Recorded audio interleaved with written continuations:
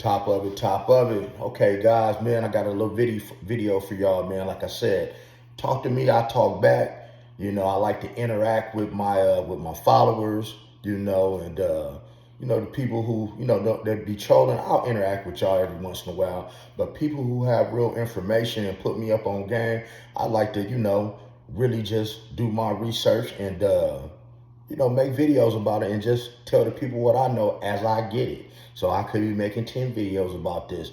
So really it's just come to my attention through some of my comments that Hernandez Govan, he did actually testify during his trial. I didn't know that. And it was sealed. Now here's the thing about that, y'all. For those of y'all who don't know, man, when your testimony is sealed, they do that for a few reasons. They do it for a few reasons. They do it, of course, if you snitching.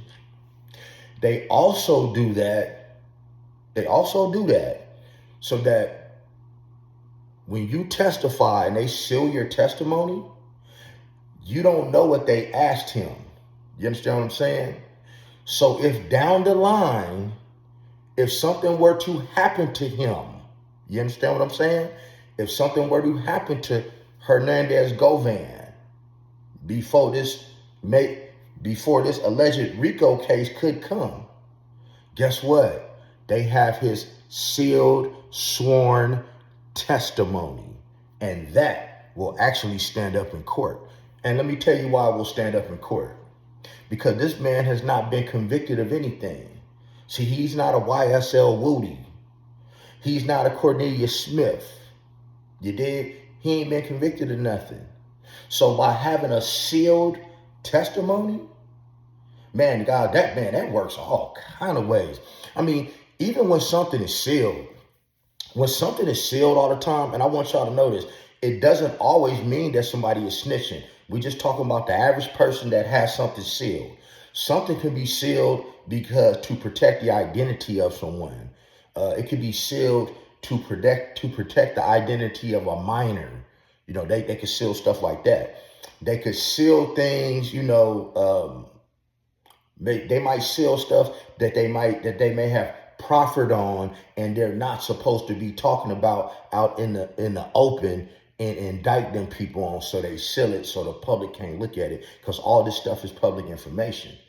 But knowing that Hernandez Govan actually did testify and was asked some questions and his testimony is sealed, man, y'all ought to wonder, man, how come they didn't show that part? Why wasn't that a big conversation? I had to get that from one of my subscribers. Like, why wasn't that a big conversation? That he, and another thing, it's extremely rare. You guys go do your own research. Don't listen to me, do your own research. It is extremely rare that when you are facing a murder charge like that, or any charges, that you testify on your own behalf. And now it happens from time to time, but I'm going to tell you why it don't happen too much. Because of course, when you testify on your own behalf, you are hoping that you're going to be able to sway the jurors your way. Now, it's really hard to do that, man. That's why you see a lot of people come to court with, when it's courtroom time, they come in, they got some little nerdy glasses on. They want to look as square as hell, right? They don't want to look intimidating. Like, if I was on trial, man, I wouldn't come in here with my tattoos out. I wouldn't come in here with a short sleeve shirt. I would, I'd probably put some glasses on, a real square shirt, like a white shirt, red or blue tie, which those are power colors, and look real square, real unintimidating. Do you understand what I'm saying? Because you're trying to sway the jury your way. That's the only reason why you would try to testify on your behalf. Because the thing is, you're going to get coached on what to say, and you're going to testify like a star. But see, the cold part is, hey man, the district attorney, oh no, he got action at you. See, when you sit on there and testify on your own behalf, yeah, it's going to look good on that side when they testifying in front of their attorney. But man, the DA got action at you. And somebody like Hernandez Govan, as he was going at Seti Nash, getting in his feelings, He's already someone who get emotional. And the worst thing you can do when you testifying on your own behalf is get emotional. Now, here's the thing, y'all. Now, by him having his testimony, right? Him having his trial and him testifying on his own behalf, and it was sealed. That means it all makes sense now. That means the jury got to hear his side. That means with a sealed testimony, and like I said, I don't know. I'm just giving you some ideas of what could have been said, because it was awfully crazy that he beat this charge and they had all their ducks lined up in a row. And you had the shooter testifying on his behalf, trying to bring him into it. So here's the thing. During his sealed testimony, which would have been in front of the jurors, he could have easily said, hey, I'm not the one who plotted this. I'm not the one who put out no hit. He could have basically just went off and just said it all out in the open. Nah, this came from Yogotti and Big Juk. They told me that if I found somebody that would do X, Y, and Z, this is how much money they would pay. He could have said that. And because it is a sworn testimony, the jury can believe that.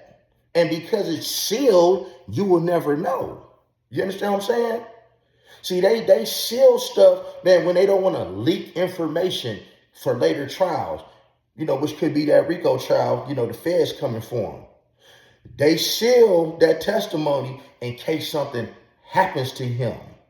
But in this case, guys, it makes perfect sense, because I don't want to keep y'all long in this video.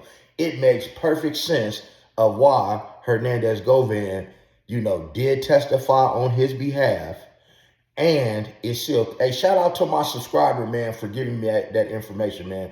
I don't want to put your name out there. I appreciate the love. But it makes perfect sense, because like I said, if you got up there and said in front of the jury during your sealed testimony, hey, no, it didn't come from me. It came from X, Y, Z. Well, they're taking those factors in and they putting it with everything else. And they're like, well, it was never any money exchange. You can't place a phone call between him and Yogotti and Big Juk. They don't have no paperwork to prove it. He already said it was not me. I'm not the one who masterminded this thing. I never exchanged any money. Well, they take all that in consideration during the trial, and now you see why he walked away a free man, because he had not been in trouble. You dig what I'm saying? Had he already been convicted of something or been sitting in jail, like Cornelius Smith, they would not take his testimony so serious. But when you're a person that you haven't been convicted and you do have your sworn testimony, the jurors take that in consideration. Now, believe it or not, we all know people lie on the stand, but you got to remember, it's a jury of your peers. And when you picking a jury, when they're picking a jury, guys, it's like a draft pick, actually. The your attorney get to pick people and remove people. Their attorney get to pick people and remove people, because you want people that's going to be sympathetic to your case, and you want to get rid of people who might not be sympathetic to your case. And you trying to weed all that out. And remember, these are just common people that they randomly pick. So these might not be the smartest people. These might not be the most intelligent people. Some of these people may not have even graduated high school, have no type of understanding about how law works. They just listening. These might be the type of people that never had any type of life experience in the world. This is why you don't want to be judged by 12 jurors, 12 of your peers, because you don't know who those peers are and what their understanding is. But guys, it makes perfect sense of why Hernandez Govan went free, because he already testified. And hey, that proves my theory even more. The feds is coming, y'all. That Rico is coming, y'all. That Fed case and that Rico is coming, y'all. And they got his testimony to prove it. You dig what I'm saying? So for Hernandez Govan, I believe, man, he ain't gonna be able to stay in Memphis. You know, a real boss wouldn't be, he's already on No Jumper talking about, giving his story. He already, scheduled for, no, he's on DJ. He already did a DJ Vlad interview. And then he's scheduled for No Jumper, scrapping his money up. So, it's already a wash with him in Memphis and with CMG. So he's really just somebody that's washing his back. Look how stressed out the man look. But man, I'm going to end this video, man. Make sure y'all hit the like button. Comment to me, talk to me. I talk back. I like talking to y'all, man, in my comments.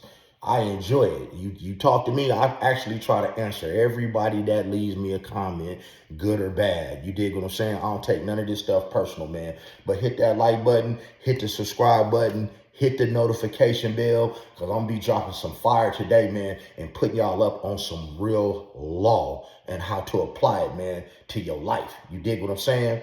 And other than that, man, subscribe to the channel and have a blessed day and be safe.